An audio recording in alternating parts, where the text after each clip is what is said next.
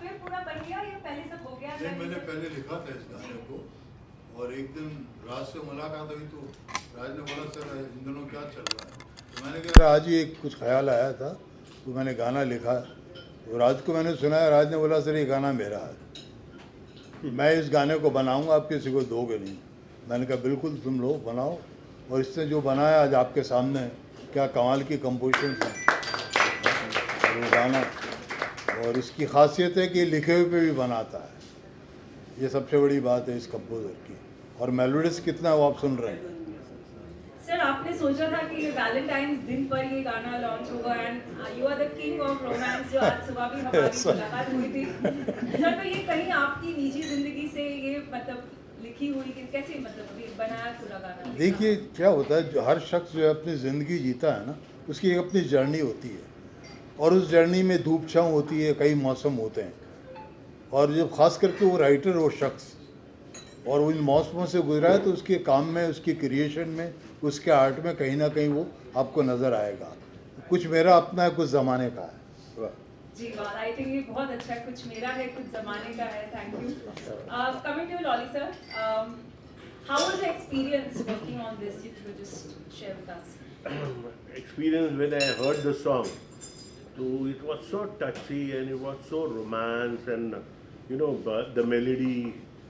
तो I am a musician, तो पहले ही अटैक म्यूजिक पे ही हुआ, you know it's a very wonderful song and Ashish भाई came to me and he told me that ये गाना है। मैंने बोला अरे ये गाना तो करना ही है मुझे, और मैंने मेरे रेफरेंसेस दिखाए तो you are so you know so happy with that. मैंने बोला ये चलो करते ये गाना जल्दी। तो फिर उसके बाद में आई सॉ प्रज्ञा, मैंने बोला अरे ये तो नेक्स्ट डोर गर्ल है, यही तो चाहिए गाने में, you know she was so perfect in that casting. तो आई थॉट दैट काम बनने लगा, you know. Then after that Rishabh came into the into this thing. he was wonderful and I think that I have started with, he has started with me, his first movie actually career मेरा start sir से हुआ, तो I start तो I think that he was my baby। तो handle कैसे करना है, क्या करना है, because it was a very intense, you know that song. ऐसा नहीं है कि क्या जो म्यूजिक वीडियो चलता है वैसे ही कुछ कर दे शॉर्ट वॉट, ये बहुत इंटेंस है। और जो कादरी साहब ने जो वर्ड फेंक फेंक के मार रहे थे कि वो ऐसा लग रहा था, तो मैं बोला कि क्या भाई ये तो वापस से डिटेलिंग में होना ही चाहिए, अदरवाइज ये थोड़ा ऑफबिट नहीं हो जाए। तो I have tried my best and I think that Pragya, Rishabh, definitely they have made me happy with this song. So that's, I think, needs a round of applause. Yeah, thank you. So आपने जैसे कहा sir कि words फेंक के मारे थे, तो जैसे आपको डायरेक्शन में लगा, I'm sure as a composer, Raj ji, आपको कैसे लगे वर्ड्स फेंक के आए थे कंपोजिशन करने के बाद? देखिए क्या होता है जब स्पेशली जब आप शायरी कंपोज करते हो, एक अच्छी राइटिंग कंपोज करते हो, तो सबसे अच्छी बात होती है कि शब्दों में ही कंपोजिशन होती है। आप उसके भाव में उतरते जाते हो, शब्द अपने आप सुर बोलने लग जाते हैं कि यार ऐसा होना चाहिए, इस गली जाना चाहिए। तो सर की स्पेशलिटी है कि उनके शब्द जो होते हैं कंपोज़र के लिए कहना चाहिए कि एक आशीर्वाद है। वो हर कंपोज़र को अपने आप उसको रास्ता मिलता है और वो कंपोज कर लेता है। और मेरा ही नहीं, सर के सारे ही गाने जो हैं वो आप सुनिए तो एक लिरिक्स, जिसमें आपको लिरिक्स प्रधान गाने होते हैं, जिसमें आप शब्द सुनते हैं, जिसमें आप मीनिंग ढूंढते हैं, वैसे गाने होते हैं। तो वो मेरे लिए भी ब्लेसिंग है कि सर इस गाने के लिए एग्री हुए और ये गाना हुआ। और फिर जी बाद में फिर आशीष भाई ने बोला कि इसको हम प्लान करते हैं इस गाने को बढ़िया से। देन प्रज्ञा आई, लॉली सर आए, ऋषभ आए और गाने को एक स्टेप ऊपर लिया। और सर ये फेंक के कहाँ मार रहे थे पता है आपको? वो तो मैंने जगह बताया नहीं जी, यहाँ पे आ रहा था। अरे अरे अरे यहाँ लग रहा था, यहाँ लग रहा था। I agree, the song is बहुत beautiful से लिखा है, कंपोज किया है, the actors are damn good, but एक इंसान जिनके बारे में अगर हमने बात नहीं की तो ये इवेंट पूरा अधूरा है, और वो है पैपॉन। हमारे ब्यूटीफुल अमेजिंग म्यूजिक इंडस्ट्री के सिंगर है पैपॉन। आज उनकी थोड़ी तबीयत ठीक नहीं थी, इसलिए वो आज ज्वाइन नहीं कर पाए हमें यहाँ पर। But we hope कि बहुत जल्द very soon we will be having another song with Papon and he will be right here with us for the next launch also. So Raj bhai, how was your experience as in with Papon?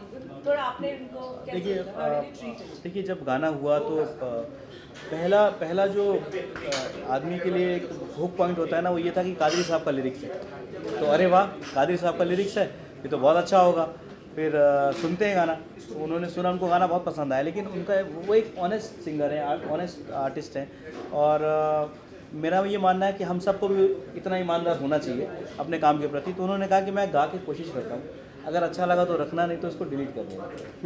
तो जब आपने सोचा था your first video and that too with Papon as in I'm sure नहीं, मेरी first video नहीं है। अच्छा, okay. This is not my first video. I've done a lot of videos. So with Papon it's first. Yeah, with Papon and well, मैं शुरू कहाँ से करूँ? इस गाने में ऑलरेडी इतने बड़े बड़े सीनियर लोग हैं। सैयद साहब हैं इसमें, और लॉली सर हैं, राज भाई हैं, और पेपॉन है इसमें।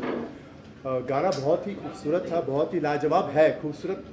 इस गाने के लिए बेस्ट पार्ट क्या था कि एज एन एक्टर मुझे ज़्यादा सोचना नहीं पड़ा, क्योंकि इसकी कॉम्पोजिशन और वर्डिंग्स इतने थे कि मैं आइज़ बंद करता था और ऊपर से लॉली सर मेरे साथ थे। I did my first film with him. मेरा लाइफ का जो फर्स्ट सॉन्ग था, लॉली सर ने उसको कोरियोग्राफ किया था, एंड आज उन्हीं के साथ मैं गाना कर रहा हूँ। तो अमेजिंग जर्नी थी, एंड सैयद साहब ने इतना खूबसूरत लिखा है, तो उसमें मुझे ज़्यादा मुश्किल नहीं है। सर कैसे है? स्ट्रिक्ट टीचर है या एकदम नहीं, बिल्कुल मैं बहुत मारता हूँ अच्छा। सर, उसको कुर्सी में खड़े रह के मारता हूँ। सर बिल्कुल टेडी बियर है, इतना लंबा है। सर बिल्कुल टेडी बियर की तरह है। मैंने उनको बोला, मैंने कहा आप मुझे इनका बेस्ट पार्ट क्या होता है, एक आर्टिस्ट को जब आप बता देते हो ना कि ऐसा ऐसा परफॉर्म करना है, he himself is such a wonderful actor, ये आपको करके बताएंगे कि तू ऐसा कर। तो I just have to copy him, that's it. And एक एक्टर अगर इतना भी नहीं कर सकता, तो फिर वो एक्टर किस बात का?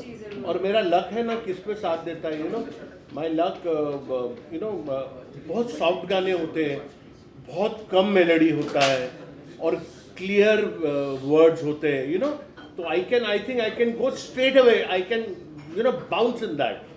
तो जैसे कि क्या मैं I was in the shows, और शो में मेरे को लगता था कि ऐसे ही कुछ करना है, तो मेरे को मजा आता था।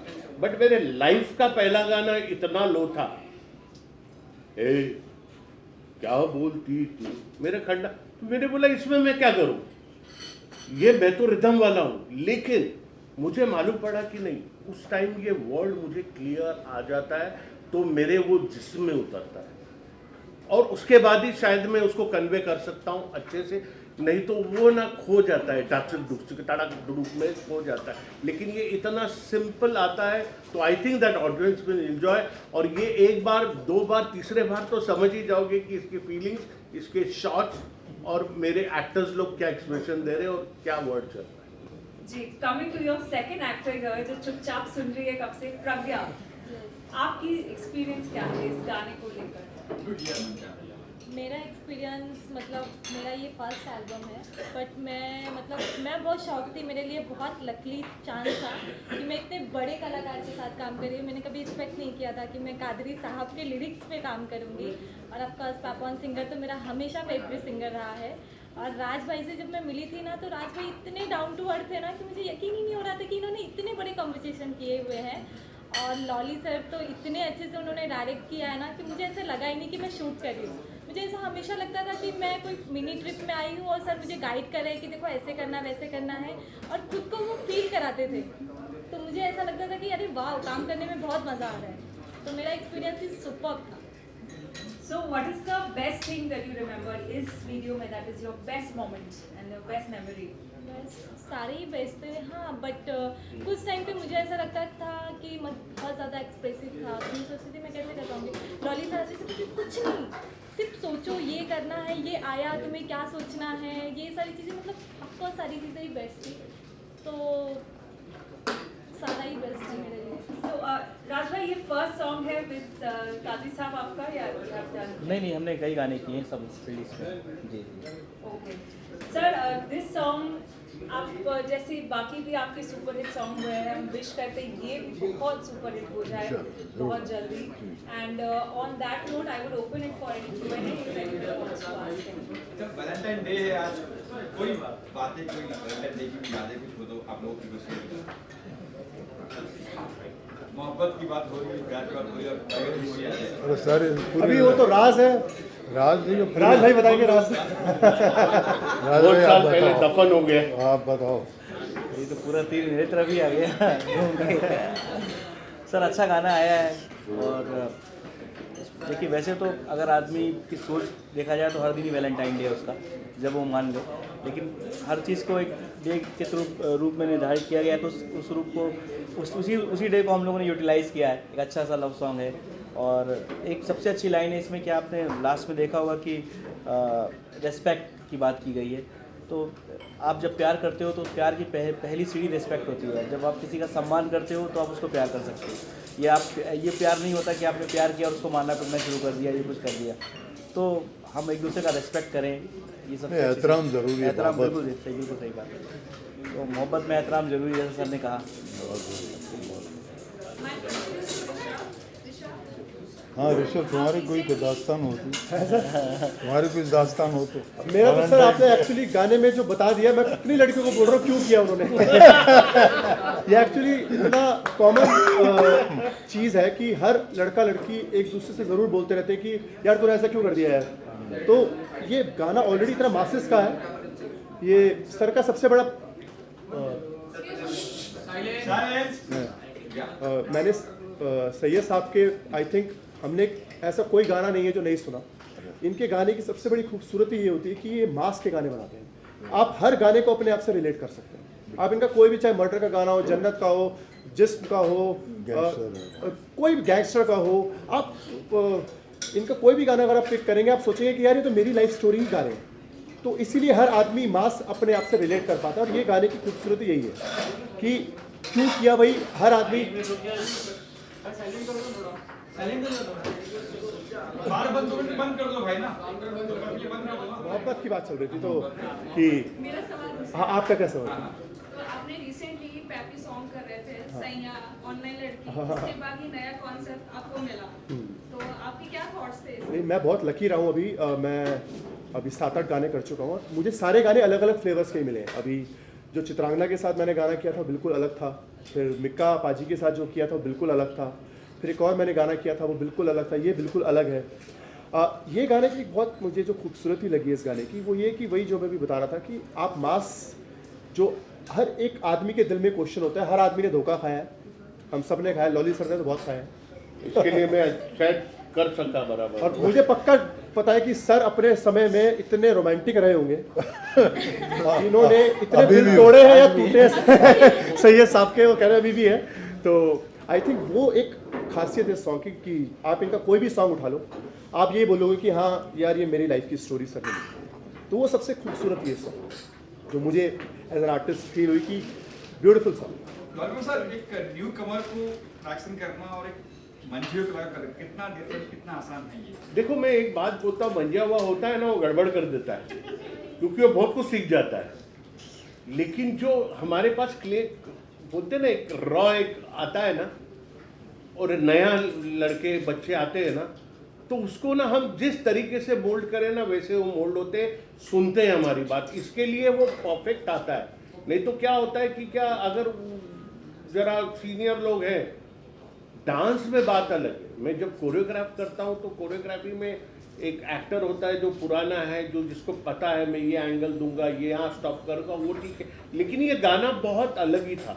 तो इसमें मुझे ऋषभ तो अभी बहुत सारे कर लिया है और प्रज्ञा ने भी, प्रज्ञा वॉज अ गुड एक्टर, तो ये गाना एक्टिंग पे है।